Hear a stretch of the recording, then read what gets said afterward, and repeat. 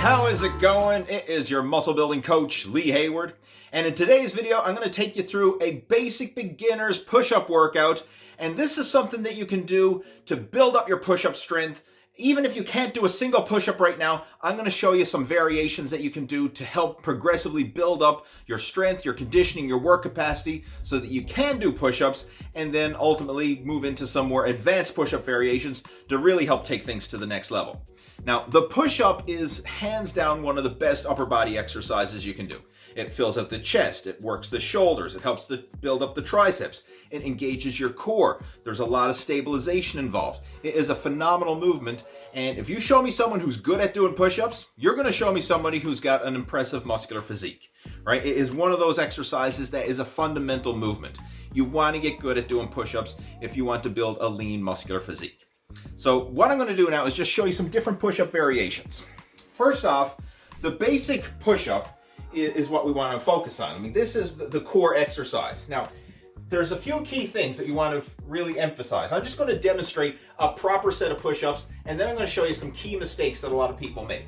So this is what a proper push-up should look like, right? You want to have your hands a little wider than shoulder width apart, have your fingers spaced out right like this, and then we're just going to lower down and press back up. Lower down, press back up.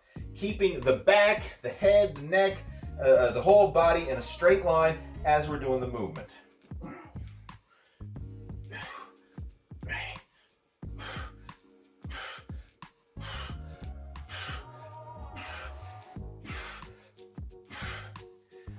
Now that is what we want to strive for. Now, some common mistakes that a lot of people make. One, with their body position. Sometimes you'll see people, especially novices, they let their body sag. So actually, let me turn side onto the camera a bit more so you can see a better representation. A lot of times you'll see people do push-ups like this. This is how I used to do them when I was a kid and wasn't strong enough to do a proper push-up. It was almost like a worm, right? Like I'd arch up my body and then I'd lift my legs up, right? You almost like breaking it down. And obviously that's not a proper push-up. You want to keep your back and your butt in a straight line. So right here, everything in a nice straight line. Another common mistake is sometimes people stick their ass up in the air too much and they do their push-ups like this. That's another common mistake. Again, keep your body in that straight line position. Now, a great exercise that you can do to help develop the strength to maintain that proper position is a push-up plank. So for this, all we're going to do is hold the top of the push-up position. Just practice that and hold it in a static contraction for time. So get in position, hands a little wider than shoulder width, have your feet together, up on your tippy toes, just like this, and hold this for time. You can place like a stopwatch down on the floor in front of you and monitor your time. I mean, ideally, you want to work up to doing about a 60-second hold. Like this will be a fantastic exercise to really build up the stability throughout your chest, your shoulders, your arms, your core, all those muscles that come into play just holding this push-up plank. I mean, it's actually a very challenging exercise. Even though there's no movement whatsoever, all your muscles are coming into play in a static contraction. So that's a great exercise to just strengthen your core, strengthen the stability throughout your body to build up to doing a push-up. Once you've mastered that, then you can try doing a proper push-up. And if you still find that challenging, you can do a variation where you do push-ups on your knees. So this is a variation that will reduce your body weight. So just simply get in the same push-up position again, on your knees, instead of up on your tippy toes, right? We're going to come down on the knees, bend your legs, and just go through the push-up position like that.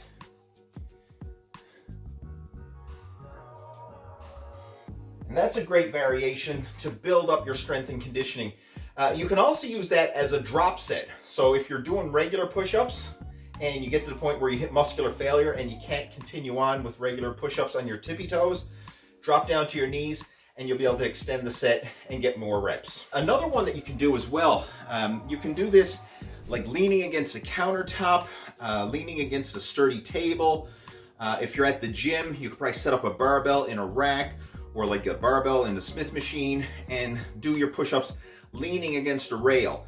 And that does the same exercise, the same movement, but because you're leaning at a 45-degree angle and not lying on the floor, you're lifting less of your body weight. So it's actually an easier variation because of leverage. There's less resistance, but you're still going through the same movement, still going through the same full range of motion. And that's a key thing. Make sure to do a full range of motion, right? Come all the way down until your chest just lightly brushes the floor, and then all the way up until your arms are fully extended. None of this half rep pumping stuff. Like, focus on quality over quantity. That's a big thing. Another one that you see a lot of people make mistakes with is their elbow position. And I'm just going to face the camera to show you this one. A lot of times you see people with their hands too wide, and then they have their elbows flared right out to the sides. And they go into their push-ups with their elbows pointing straight out to the side. And when you do that, this wide angle push-up like that, places a lot of stress on that shoulder joint. And this can lead to rotator cuff issues. It can lead to stress on the tendons in the pec and the shoulder tie-in area. You don't want to have your elbows out wide like that. What you want to do is have your upper arms tucked down at a 45-degree angle to your torso. That's what you want to strive for. 45-degree angle right here. This is where you want to do your presses. This also applies for bench press as well. So if you're in the gym, you can use the same upper arm position. So instead of having your elbows out wide like here, you want to tuck them down. And what this does is it takes some of the rotation out of the shoulder and places more of the emphasis on the pec and the tricep muscle. And it's a safer push-up variation when you get down here and press in this position. So your elbows should actually be pointing backwards, not out to the side, like straight out. Should be pointing back behind your body. That's the way you want to do it. So again, I'll just demonstrate a couple variations here on the video. Keeping the elbows tucked into the sides, lower down, and you see my elbows, they point back.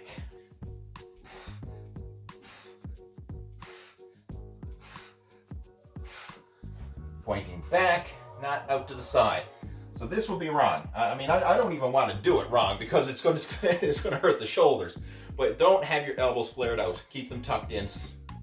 That will make a huge difference. Not only will you feel stronger, but you're going to reduce your risk of injury as well. And that's huge. Now, a common complaint that a lot of people have when they're doing push-ups is they find that it bothers their wrists. And if you find that's the case, then what you can do is, one, you can wear wrist wraps. You can get these elastic wrist wraps to go around your wrist, help provide some extra support. Another tool that you can use is push-up handles. Now, push-up handles or dumbbells, preferably the hex-shaped dumbbells, the ones that the hexagon-shaped ones, because they're not going to roll. And when you do your push-ups, either on push-up handles or on the hexagon-shaped dumbbells, this is going to allow you to keep your wrists in alignment, and it'll actually get you a better stretch in the bottom, because now you can go a little bit deeper in the bottom range of motion, and where your hands are in better alignment, you'll actually find that it's more comfortable on the wrists, and chances are you'll probably even get more push-up repetitions when you do them on the hex dumbbells or push-up handles. So if you have access to those, by all means use them. You could also do this on a standard round dumbbell, you know, the ones with the plates, but you'll have to set it up in such a way that you wedge something on each side of the plate so that they don't roll away from you. Now, when it comes to sets and reps for bodyweight exercises like the push-up, focus on multiple sets of low repetitions. This is what you want to focus on to build up your strength and work capacity. A big mistake that a lot of guys do is they hit the floor and they rep out to failure, right? They just bang out as many push-ups as they can do in a single set. And there's nothing wrong with doing that from time to time to test your strength and see how many you can do, but that's not the way you build up your strength and your work capacity. What I would recommend is focus on multiple sets, stopping short of failure. So instead of hitting the floor and trying to bang out like 20, 30, 40, 50 or more push-ups in a single set, multiple sets stopping short of failure. So instead of trying to do 50 push-ups in one set, do 5 sets of 10 and then build it up gradually. Even work up to doing 10 sets of 10. Like that'd be a great way to work up to 100 total push-ups is 10 sets of 10. And then what you can try and do is gradually increase the volume over time. So maybe if you get to doing 10 sets of 10, then you try to do 10 sets of 11, and then 10 sets of 12, and then 10 sets of 13, etc., and build it up over time. Or maybe you'll even do the same volume of push-ups, but in fewer sets. So let's just say you had 100 push-ups was your goal, and you could do 10 sets of 10, then maybe you want to try and break that up and get it to the point where you can get all 100 push-ups in 9 sets, or all 100 push-ups in 8 sets, or however many. But focus on multiple sets of low repetitions, stopping short of failure. This is a great way to increase your overall push-up volume rather than hitting the floor, repping out the failure, because that's just going to place excess strain on the muscles, the stress on the tendons, the joints, the ligaments, and it actually limits the amount of work that you can do. You will get more total push-ups done if you do multiple sets, stopping short of failure, versus doing a couple sets, repping out the failure. So that's a strategy that you can use to build up your strength and conditioning and work capacity, and also improve your push-up technique in the process. Now, once you get to the point where you're solid and you can do a lot of good push-ups on your tippy toes, good form, what you can do then is focus on some advanced push-up variations. And one of my favorites is an incline push-up, or a feet elevated push-up. And when you have your feet elevated, either on a chair or a bench or something like that, what it does is it targets more of the upper chest. It kind of simulates an incline bench press in terms of the body position. That's why I call it an incline push-up.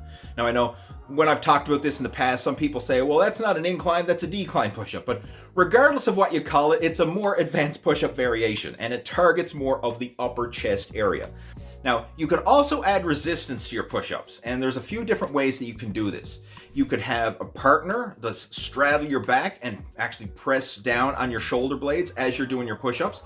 This is one of the better ways to add resistance, because the partner can then add as much or as little resistance as needed to allow you to complete the push-ups. This is one of my favorite moves. So just literally get a training partner, or if you're doing this at home, get your spouse or your significant other or roommate or whoever, somebody, to straddle your back as you're doing your push-ups, place their hands on your shoulder blades and press down, and just press enough to add some resistance. Like, they don't need to put their entire body weight on you. They just need to add some extra resistance and allow you to keep moving in that push-up variation. So to quickly recap, this is the basic beginner push-up progression that I want you to follow. Start off with the push-up plank. Just hold the static push-up position for time. Work up to doing a 60-second hold with your body weight in the push-up plank position.